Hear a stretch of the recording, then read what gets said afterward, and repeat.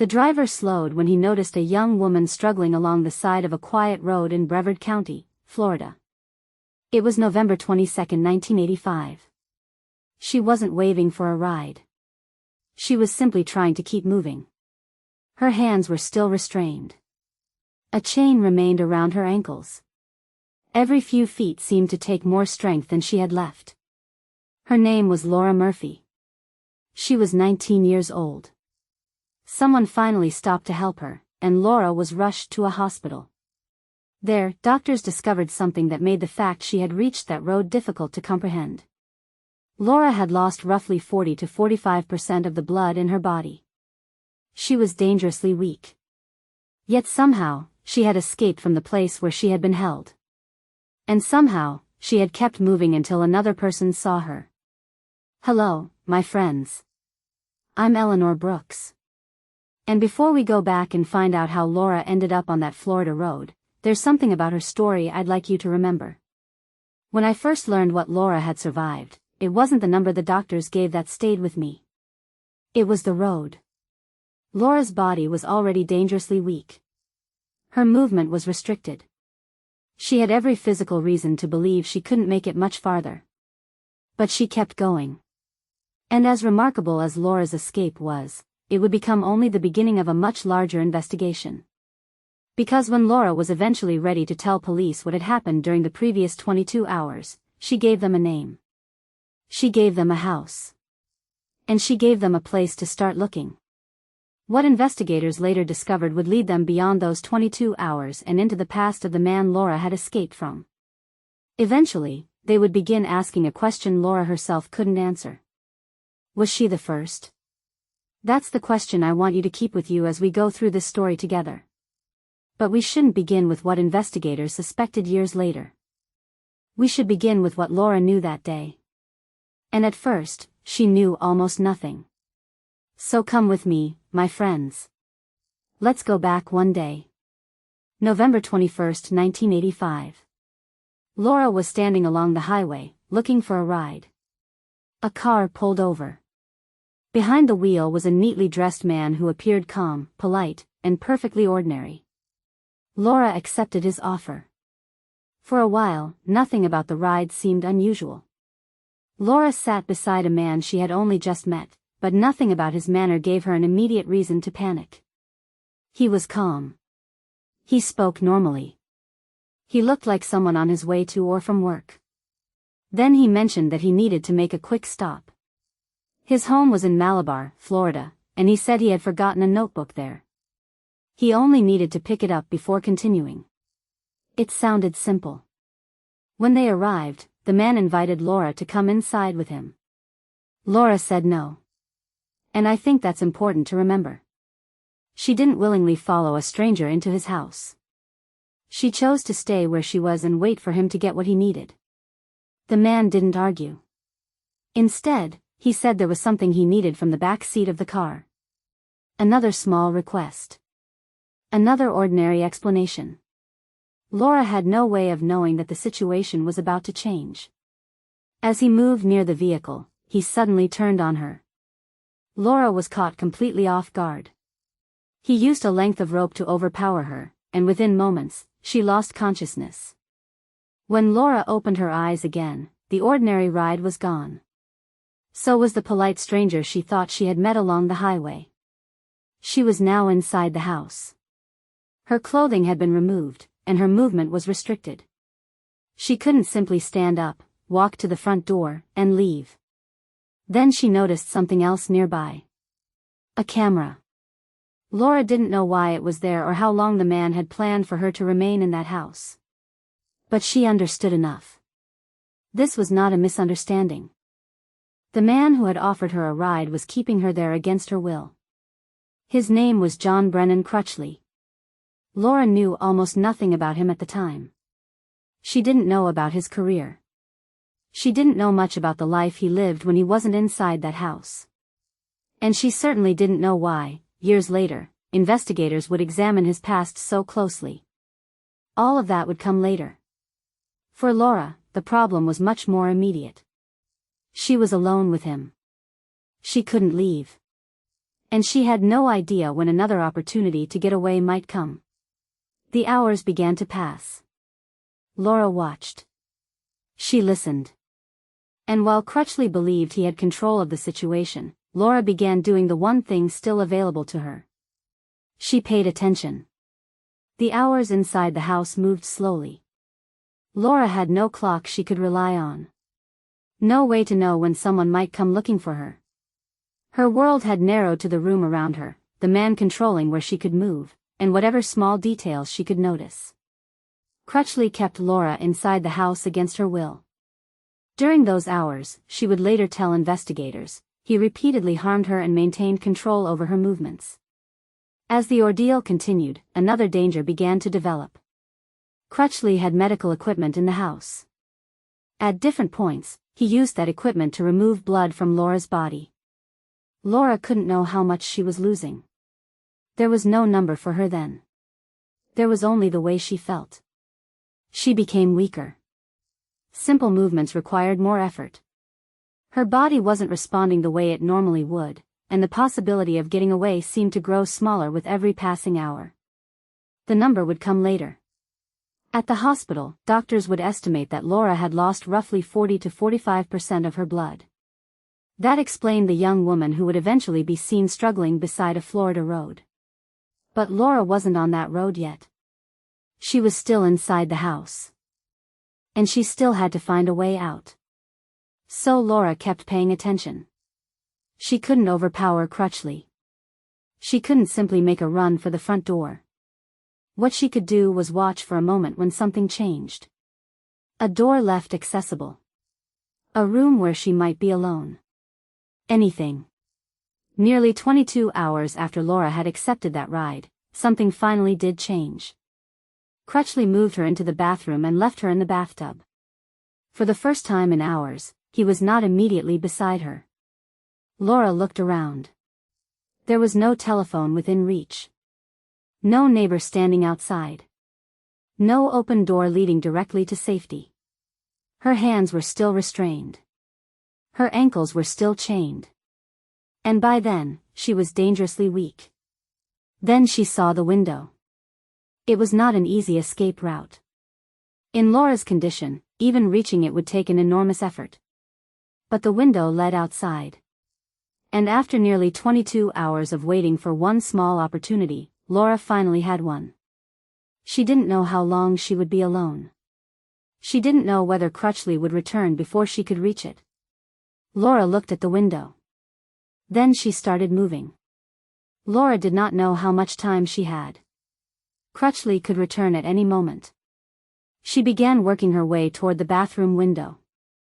Her hands were still restrained. The chain around her ankles made every movement harder, and the weakness she had been feeling for hours was now impossible to ignore. There was no sudden burst of strength. Laura simply kept moving. She reached the window and began trying to get herself through the opening. It was awkward and difficult. Her body was weak, her movement limited, and getting partway through would accomplish nothing if she couldn't make it all the way outside. So she kept going. Eventually, Laura got through. She was outside the house. But she was not safe yet. There was no police car waiting for her. No neighbor standing nearby who already understood what had happened.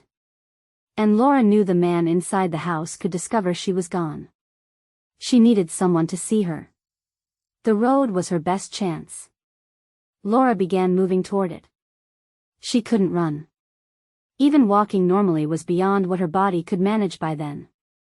So she did whatever she could. She moved forward. At times, she had to drag herself along, still restrained, trying to put more distance between herself and the house. A few feet mattered. Then a few more. Until finally, someone saw her. A passing driver slowed. The 22 hours inside that house were over. Laura was taken for medical care, and doctors began treating a 19-year-old woman whose condition showed just how little strength she had left when she climbed through that window. She had lost roughly 40 to 45% of her blood. The number that sounded extraordinary at the hospital made the escape itself even more difficult to understand. But Laura had done it. She had reached the window. She had reached the road. And someone had stopped. For Laura, reaching safety was the end of those 22 hours. For investigators, it would eventually become the beginning of something else. At first, Laura was deeply shaken and wasn't ready to pursue a case against the man who had held her. She needed time. When she was finally ready to talk, she could give investigators something they did not have before. A name. John Brennan Crutchley. And an address in Malabar. Police now knew exactly which house Laura had escaped from. Soon, they would step inside it themselves. By the time Laura was ready to speak with investigators, she could give them more than a name. She could tell them about the ride. The stop in Malabar. The excuse about the forgotten notebook. And most importantly, she could lead them back to the house she had escaped from. The man who lived there was John Brennan Crutchley. He was 39 years old, married, and worked as a computer engineer.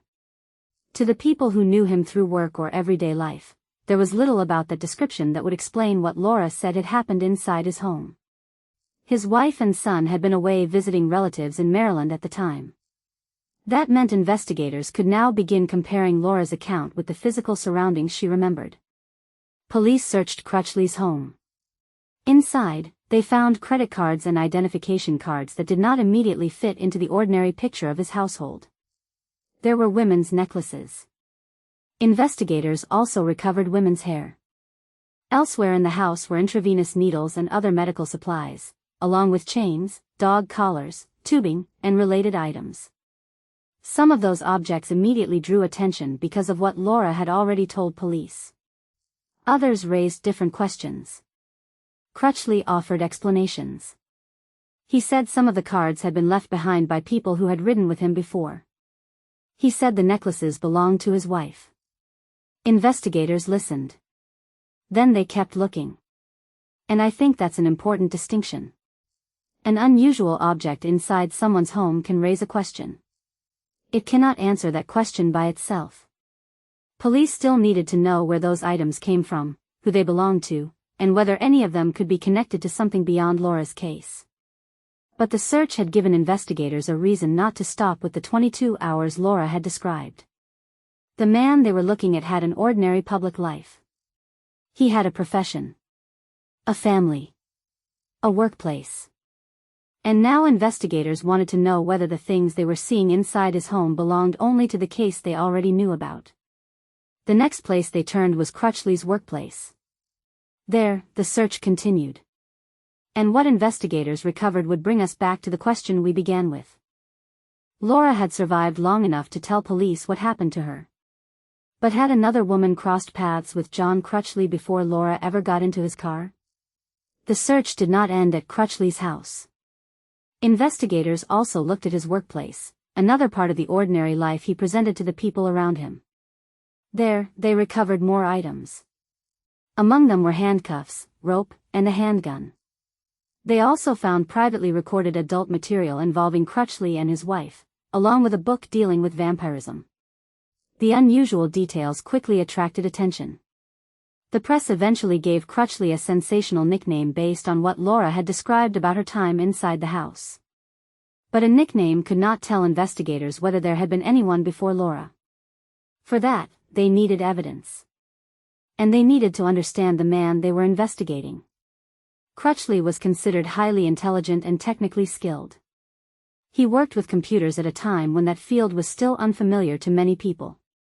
He could hold a professional job, maintain a family life, and appear perfectly ordinary to those who encountered him casually. Laura herself had seen that ordinary appearance first. The man who stopped for her had not looked threatening. He had looked respectable. That contrast became increasingly important as investigators considered what Laura had described inside the house. There had been restraints available. There had been a camera. There had been medical equipment. And Crutchley had maintained control over Laura for nearly 22 hours. Taken together, those details raised a question about preparation. Was this something he had done for the first time? Or had he developed that level of control through earlier behavior? Investigators could not answer that simply by looking around his house or workplace. But the question eventually reached Robert Ressler, an experienced FBI criminal profiler. Ressler examined the circumstances surrounding Crutchley and focused less on the sensational details than on the way he appeared to operate. The preparation, the control, the organization, and the ability to keep one part of his life hidden behind another. Ressler came away concerned that Laura might not have been the first woman Crutchley had harmed.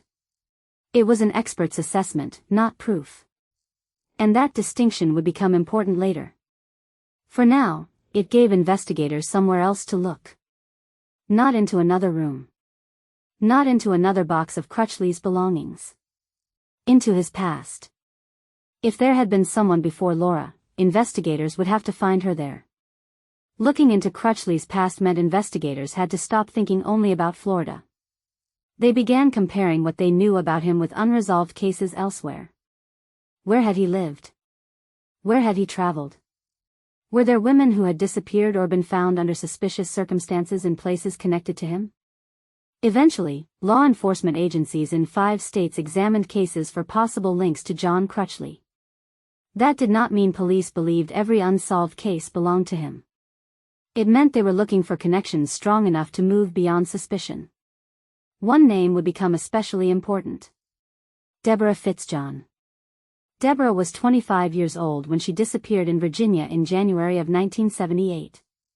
That was more than 7 years before Laura climbed through the bathroom window in Florida. According to investigators, Deborah was last seen on January 27, when she went to Crutchley's mobile home. After that, she disappeared. Her remains were discovered several months later. For detectives looking backward through Crutchley's life, the connection was difficult to ignore. A young woman had been seen going to his home. She was never seen alive again. And years later, another young woman would escape from a different home belonging to the same man. That was enough to make Crutchley a serious suspect in Deborah's case. But it was not enough to prove that he was responsible for her death. And this is where I think we have to slow down for a moment. 2 events can look deeply troubling when placed beside each other.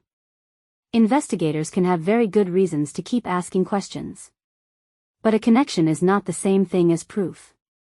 Police still needed evidence that could establish what had happened to Deborah after she arrived at that mobile home. They never found enough to charge Crutchley with her death. Still, Deborah's case changed the scale of the investigation. Laura was no longer the only woman investigators were thinking about. And there was another discovery from the Florida search that now took on greater significance. Among Crutchley's possessions were identification cards belonging to other women. Investigators began trying to determine who those women were and why Crutchley had their identification. Some of those names would lead to an even more troubling fact. Several of the women were already dead. By then, the question was no longer simply whether Laura had been the first. Investigators were beginning to wonder how many other names they might have to examine. The identification cards gave investigators another reason to keep looking. According to authorities, cards connected to 6 women who had died were found among Crutchley's possessions. That was a troubling discovery. But the cards could not explain how those women had died. They could not tell investigators when Crutchley had obtained them. And by themselves, they could not prove that he had been responsible for what happened to any of those women. So investigators began doing the slower work. They compared names, dates, locations. They looked at Crutchley's movements and examined unresolved cases that might overlap with places he had lived or traveled. In Brevard County, authorities reviewed 3 cases they believed might deserve a closer look. Other agencies were doing the same thing elsewhere. As the investigation expanded, so did the estimates surrounding Crutchley.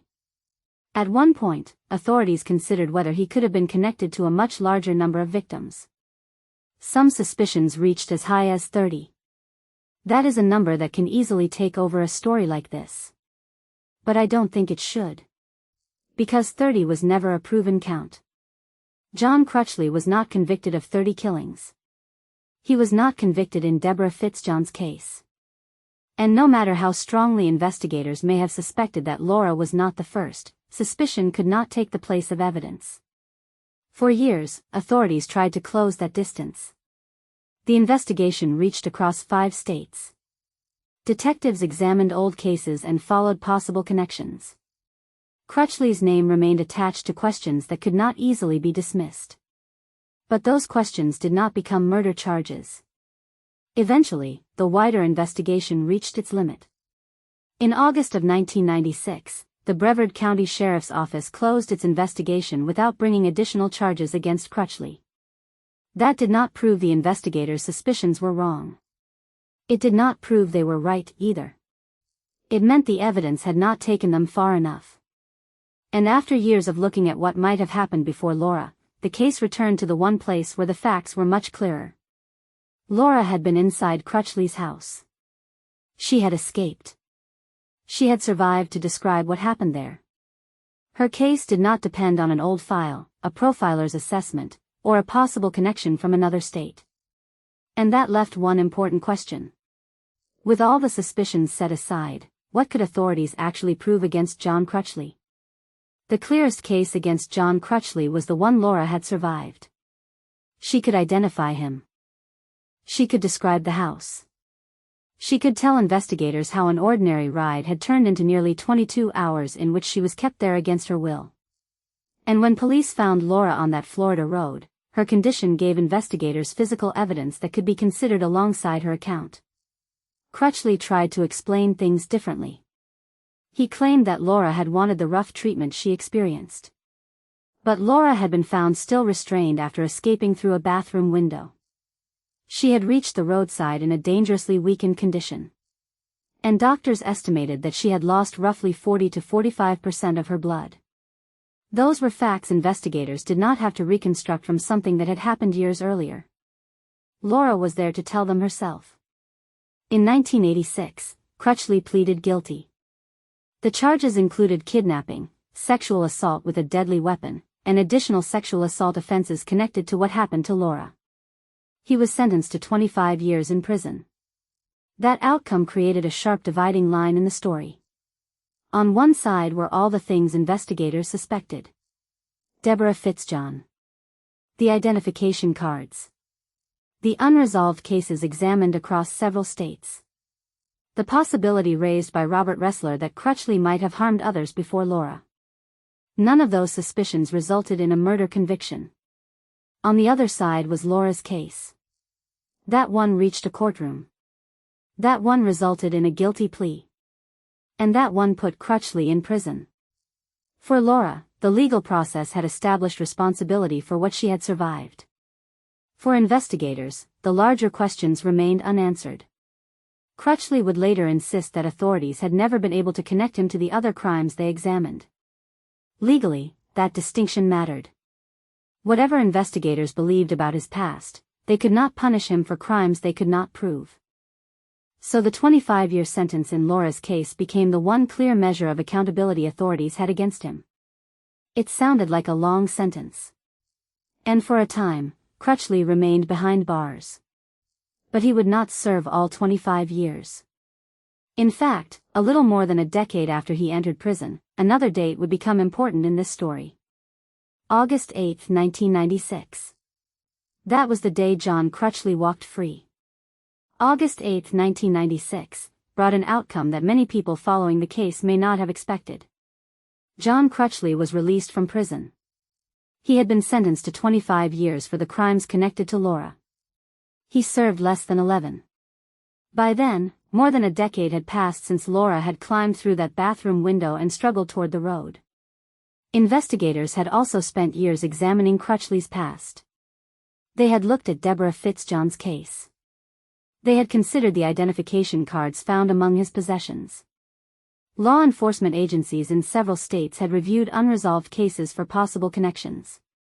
But none of that had produced an additional conviction that could keep Crutchley behind bars. So he walked free. And I think this is one of those moments when the legal record can feel very different from the questions surrounding a case. Investigators may have had suspicions about Crutchley. Robert Ressler may have believed there were reasons to look deeper into his past. But a prison sentence could not be extended simply because people believed there might be more. There had to be evidence. There had to be a case that could be proven. 2 years after his release, Crutchley was back in trouble. This time, it was unrelated to Laura. He returned to prison on a drug-related offense. And he would remain incarcerated for the rest of his life. In March of 2002, Crutchley died in a Florida correctional facility. He was 55 years old. His death closed the possibility that he would ever personally answer the questions investigators had carried for years. There would be no confession tying him to the other cases. No courtroom verdict establishing that he was responsible for Deborah Fitzjohn's death. No final answer proving that the suspicions involving other women were correct. The legal record remained divided exactly where it had been before. There were the crimes against Laura that authorities could prove. And there were the other cases they could not. John Crutchley's life had ended. The unanswered questions had not. Long after the court case was over, one question still followed John Crutchley's name.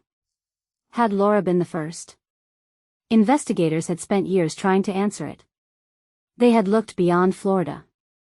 They had examined older cases, compared dates and locations, and followed connections that seemed difficult to ignore. Robert Ressler believed there were reasons to suspect Crutchley's behavior had not begun with Laura. Deborah Fitzjohn's case raised its own questions. So did the identification cards found among Crutchley's possessions. But none of those questions reached the same legal conclusion as Laura's case. And perhaps that is the most important distinction to make before leaving the investigation behind. There are things we know. And there are things investigators suspected. John Crutchley was never convicted of killing Deborah Fitzjohn. He was never convicted of the other deaths examined by authorities. The larger investigation ended without additional murder charges. Those facts matter. But something else matters too. Laura survived. She was not a name investigators discovered years later in an old file. She was able to tell them about the man who stopped his car. She remembered the small detour to Malabar and the story about a forgotten notebook. She remembered waking inside the house. And after nearly 22 hours there, she recognized the one opportunity that might get her outside. The bathroom window. By then, Laura's body had already been pushed dangerously close to its limit. She could not run once she got outside. She could barely move normally. But escaping the house was only useful if someone could find her. So she kept going toward the road. That decision did more than save Laura's life. It meant investigators had a living witness. It gave police a house to search and a man to investigate. And eventually, it led to a case that could be proven in court. There is an uncomfortable temptation in stories like this to focus on the unanswered questions. How many other women might there have been? What did investigators miss? What might Crutchley have taken with him when he died? But those questions have limits. Laura's story does not. Because whatever remained uncertain about John Crutchley's past, there was nothing uncertain about the young woman who made it through that window. And before we leave this story, there is one place I want us to return to. Not the prison. Not the unanswered cases. Back to Laura. Back to that Florida road. That Florida road is where Laura's story began for everyone who found her. But for Laura, reaching it was the end of a journey measured only a few feet at a time. She had made it through the bathroom window. She was outside. And still, she had to keep moving. Her hands remained restrained. A chain was still around her ankles. Her body had lost an extraordinary amount of blood, and there was no guarantee anyone would come along before her strength disappeared completely. So Laura moved toward the road. Not quickly. Not gracefully. Just forward. Until someone finally saw her.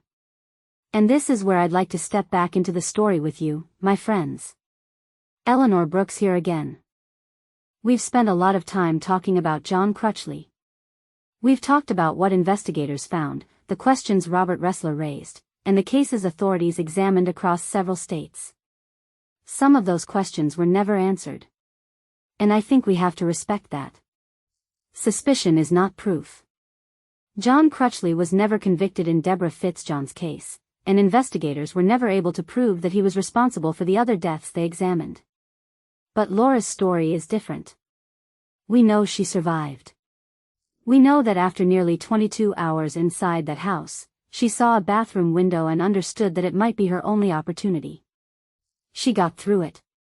She reached the road. And when she was ready, she told investigators what had happened. So after everything we've heard tonight, I don't want the final image of this story to be John Crutchley in a prison cell. I don't want it to be the identification cards police found. And I don't want it to be a number investigators were never able to prove. I want it to be that window. A 19-year-old woman saw it when her body had almost nothing left to give. And she tried anyway. She made it outside. Then she kept moving until someone saw her. That's the part of Laura's story I'm taking with me tonight. And now I'd really like to hear from you, my friends. What do you think kept Laura moving toward that road when her body had almost nothing left to give? Tell me in the comments. I always enjoy sitting down and reading what you have to say. Until next time, take good care of yourselves.